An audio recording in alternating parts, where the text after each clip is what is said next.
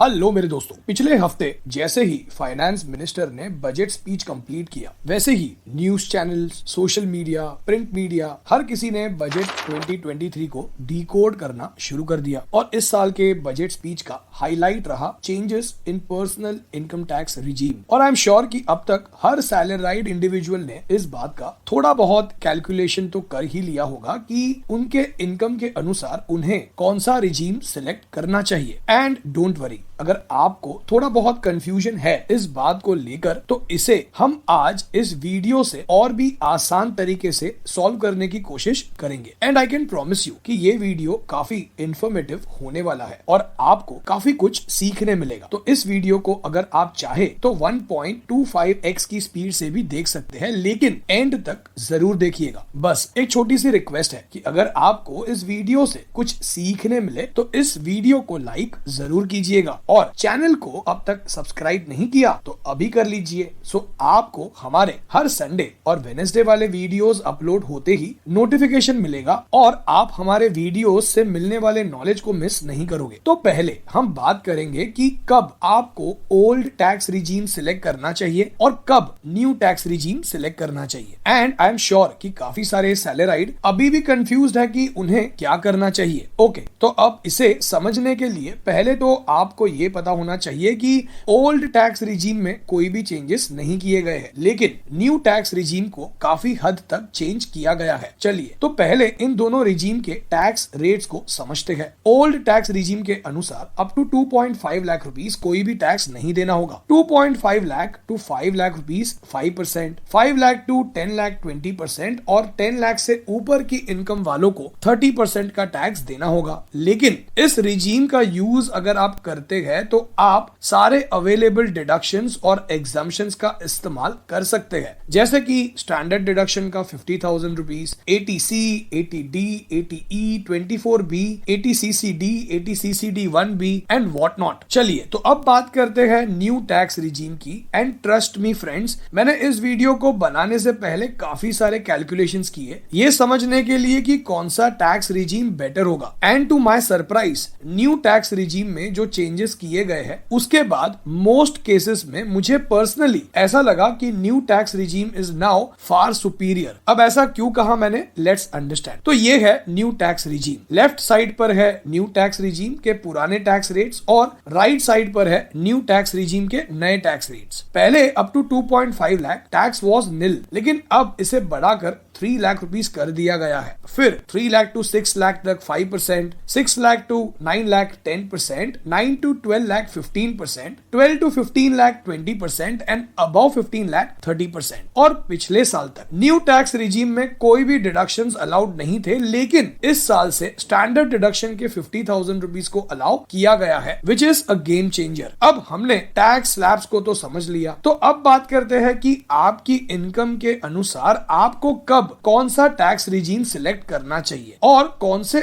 Options में आपका ज्यादा का टैक्स सेव होगा। इन्हें समझे उससे पहले, क्या आपको पता है कि अगर किसी की एज 30 इयर्स है और अगर उसका एक बच्चा है 1 बरस का और आज अगर उसके टोटल एक्सपेंसेस है 50,000 रुपीस पर मंथ और अगर उसे 55 की एज में रिटायर होना है तो उसे 7% इन्फ्लेशन के हिसाब से 55 की एज में 2,71,000 रुपीस चाहिए होंगे हर महीने और सिर्फ उसकी रिटायरमेंट के लिए उसे अक्यूमुलेट करने होंगे 7 करोड़ 35 लाख रुपीस। और उसके बच्चे की हायर एजुकेशन का कॉस्ट आज का 20 लाख रुपीस है और 10% इन्फ्लेशन के हिसाब से उसे अक्यूमुलेट करने होंगे around 1 crore 11 lakh rupees after 18 years, यानी total 8.5 crore rupees for retirement and kids education alone. So अगर आप भी अपना पर्सनल फाइनेंशियल प्लान बनवाकर ये समझना चाहते हैं कि आपको अपने पर्सनल फाइनेंशियल गोल्स जैसे रिटायरमेंट, बच्चों की हायर एजुकेशन, घर खरीदना, कार खरीदना, वेकेशंस, मैक्सिमम टैक्स प्लानिंग, इनके लिए क्या करना होगा,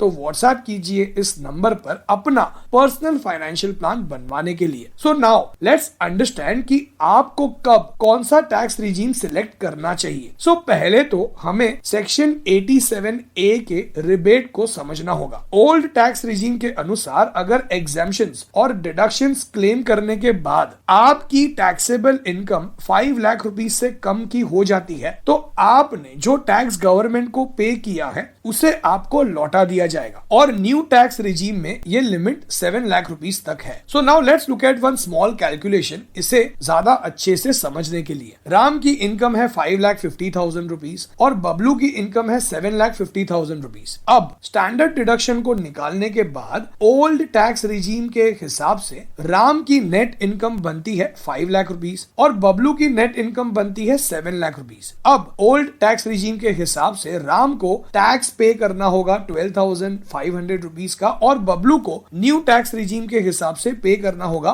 25,000 रुपीस। लेकिन इनकम टैक्स रिटर्न फाइल करने के बाद इन दोनों को इनका ये tax amount under section 87A लौटा दिया जाएगा। सो आई एम श्योर कि अब इन सिंपल कैलकुलेशन से आपको सेक्शन 87A का रिबेट समझ आ गया होगा। सो नाउ एक और कैलकुलेशन की मदद से लेट्स ट्राई टू अंडरस्टैंड कि आपको कब कौन सा टैक्स रिजीम सिलेक्ट करना चाहिए। रमेश और बलराम इन दोनों की सैलरी है 9 लाख रुपीस ईच। रमेश अपनी इनकम में से टोटल 4,75,000 रुपीस के डिडक्शंस क्लेम करता है सही इन्वेस्टमेंट प्लानिंग करके, विच मीन्स कि रमेश की net taxable income 9 lakh minus 4,75,000 rupees equals 4,25,000 rupees हो जाती है। That is less than 5 lakh rupees. तो ऐसे में Ramesh old tax regime select करके 9 लाख की इनकम पर भी कोई टैक्स पे नहीं करेगा। लेकिन अगर वो इस सिचुएशन में न्यू टैक्स रिजीम सिलेक्ट करता है तो वो स्टैंडर्ड डिडक्शन के अलावा कोई और डिडक्शन क्लेम नहीं कर पाएगा और उसे 40,000 रुपीस का टैक्स पे करना होगा। सो इन दिस सिचुएशन रमेश के लिए ओल्ड टैक्स रिजीम सिलेक्ट करना इज अ बेटर ऑप्शन। लेकिन बलराम ने कोई इन्वेस्टमेंट्स नहीं की है सही फाइनेंशियल प्लानिंग ना होने के कारण और ऐसे में बलराम के लिए न्यू टैक्स रिजीम सिलेक्ट करना इज बेटर, क्योंकि अगर वो ओल्ड टैक्स रिजीम सिलेक्ट करके स्टैंडर्ड डिडक्शन के अलावा कोई और डिडक्शन नहीं दिखाता तो उसकी टैक्स लायबिलिटी बनती है 82,500 रुपीस। लेकिन न्यू टैक्स रिजीम के अनुसार वो सिर्फ 40,000 रुपीस का टैक्स ही पे करेगा। अब आई एम श्योर कि आपको अब तक काफी कुछ सीखने मिला है। इन वीडियोस को बनाकर फाइनेंशियल नॉलेज को स्प्रेड करने में काफी एनर्जी और टाइम लगता है। सो आप अगर इस वीडियो को लाइक कर देंगे तो मुझे मोटिवेशन मिलेगा और भी ऐसे वीडियोस को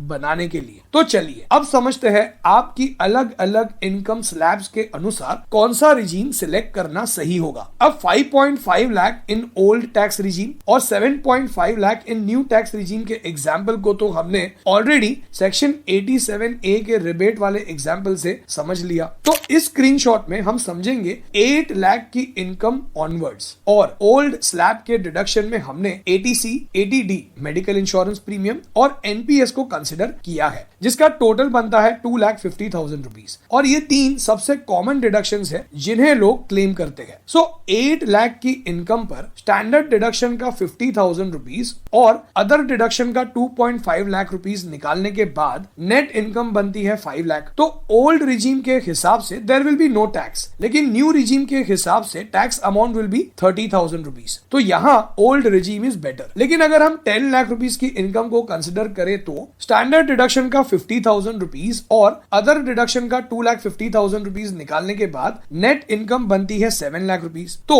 ओल्ड रिजीम और न्यू रिजीम दोनों का टैक्स यहाँ सेम 52,500 रुपीस ही बनता है। अब 11 लाख की इनकम पर ओल्ड रिजीम का टैक्स बनता है 72,500 रुपीस, लेकिन न्यू रिजीम का टैक्स सिर्फ स्टैंडर्ड डिडक्शन को कंसिडर करते हुए भी 67,500 रुपीस ही बनता है। और अगर आपको यहाँ ओल्ड रिजीम सिलेक्ट करके भी टैक्स को 67,500 रुपीस यानी न्यू रिजीम से कम के अमाउंट का करना है तो आपको डिडक्शन अमाउंट को 2,50,000 रुपीस से बढ़ाकर 3 लाख रुपीस का करना होगा। तो आपका टैक्स अमाउंट 62,500 रुपीस का होगा एज पर ओल्ड रिजीम। अब अगर आप चाहे तो आप इस स्क्रीन का स्क्रीनशॉट निकालकर रख सकते हैं फॉर फ्यूचर रेफरेंस। अब यहाँ हमने अदर डिडक्शन का अमाउंट सिर्फ 2,50,000 रुपीस ही कंसिडर किया है, लेकिन अगर किसी का होम लोन है, एजुकेशन लोन है, HRA है या और भी भी डिडक्शंस और एग्जाम्पशंस है तो ओल्ड रिजीम शायद ज्यादा फेवरेबल हो सकता है। अगर आप पर्सनली अपना फाइनेंशियल प्लान बनवाकर ये समझना चाहते हैं कि कैसे आप अपने पर्सनल फाइनेंशियल गोल्स अचीव कर सकते हैं और आपको अपनी इनकम के अनुसार कौन सा रिजीम सिलेक्ट करना चाहिए for the maximum tax saving, तो आप मुझे व्हाट्सएप कर सकते हैं इस नंबर पर अपना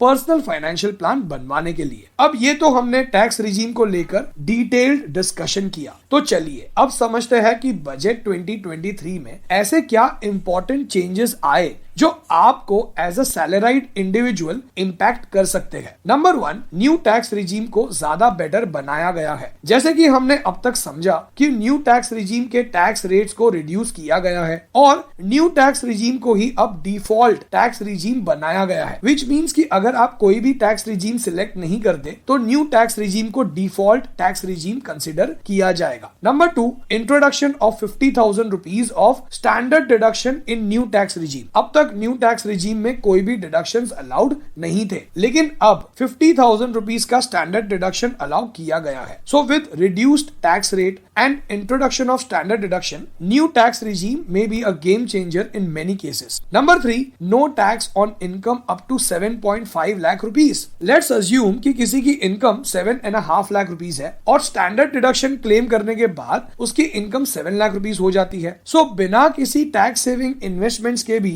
वो इंसान सेक्शन 87A का रिबेट क्लेम कर पाएगा। सो इट मींस कि उसके पास हाथ में अब ज्यादा का अमाउंट रहेगा अब घर का खर्चा चलाने के लिए। ये नेगेटिव पॉइंट भी है क्योंकि पहले टैक्स सेविंग के नाम पर ही सही इन्वेस्टमेंट्स तो होती थी, लेकिन अब वो भी नहीं होगी। जिस हिसाब से न्यू टैक्स रिजीम को प्रमोट किया जा रहा है, इससे एक बात तो क्लियर है कि आने वाले कुछ सालों में ओल्ड टैक्स रिजीम को डिसमिस कर दिया जाएगा और ATC, ATD, section 24B, NPS इन सब डिडक्शंस की जरूरत ही नहीं होगी। In short, government wants to promote simplicity in taxation. Number 4, senior citizen saving scheme की लिमिट को 15 लाख रुपीस से बढ़ाकर 30 लाख रुपीस कर दिया गया है। इस स्कीम में सिर्फ सीनियर सिटीजन ही इन्वेस्ट कर सकते हैं और इस स्कीम का current interest rate for 2023 January to March quarter है 8%, विच मीन्स कि senior citizens guaranteed monthly 20,000 rupees का इंटरेस्ट अर्न कर सकते हैं on the investment of 30 lakh rupees in this scheme. Number 5, post office MIS scheme limit is increased to. इस scheme में invest करने के लिए आपका सीनियर सिटीजन होना जरूरी नहीं है। ये पोस्ट ऑफिस की गारंटीड रिटर्न देने वाली स्कीम है।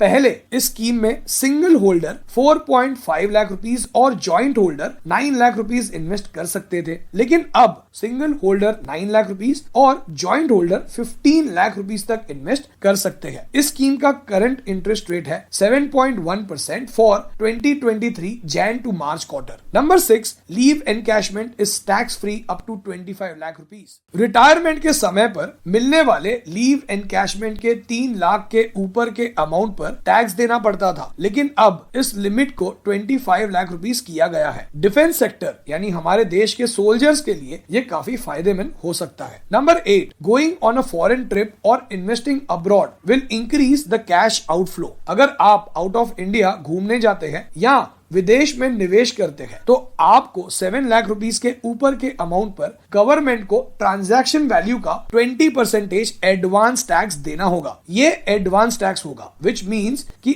ITR फाइल करते वक्त अगर आपकी total tax liability advance tax के अमाउंट से कम की है तो आपको बैलेंस अमाउंट लौटा दिया जाएगा। Number 9, maturity amount of LIC and all other traditional policies will be taxed. गए वो दिन जब आपका पॉलिसी एजेंट आपको ट्रेडिशनल पॉलिसीज जैसे endowment plan, money back plan, whole life plan ये बोलकर बेचता था कि इनकी maturity amount under section 1010D tax free है, क्योंकि अब अगर आपकी सारी पॉलिसीज का टोटल सालाना प्रीमियम अमाउंट 5 लाख रुपीस से ज्यादा का है तो मेच्योरिटी अमाउंट पर आपको टैक्स देना होगा। और ये रूल 1 अप्रैल 2023 से परचेज की हुई पॉलिसीज पर लागू होगा। मोस्टली ये मिस सेलिंग को रोकने के लिए किया गया है। यूलिप पॉलिसीज के मेच्योरिटी अमाउंट को ऑलरेडी टैक्स किया गया था लास्ट बजट में। So friends, this is all from my and about the budget 2023 जो आपको एज अ कॉमन मैन पता होना चाहिए। मैंने पूरी कोशिश की है कि इसे बहुत ही सिंपल वे में एक्सप्लेन करूं। अच्छा लगा हो मेरा प्रयास तो लाइक जरूर कीजिए और अपना पर्सनल फाइनेंशियल प्लान बनाने के लिए व्हाट्सएप कीजिए इस नंबर पर। आप हमारी वेबसाइट theartofwealthbuilding.com पर भी विजिट कर सकते हैं। आपका कीमती समय देने के लिए और इस वीडियो को एंड तक देखने के लिए आपका बहुत बहुत धन्यवाद।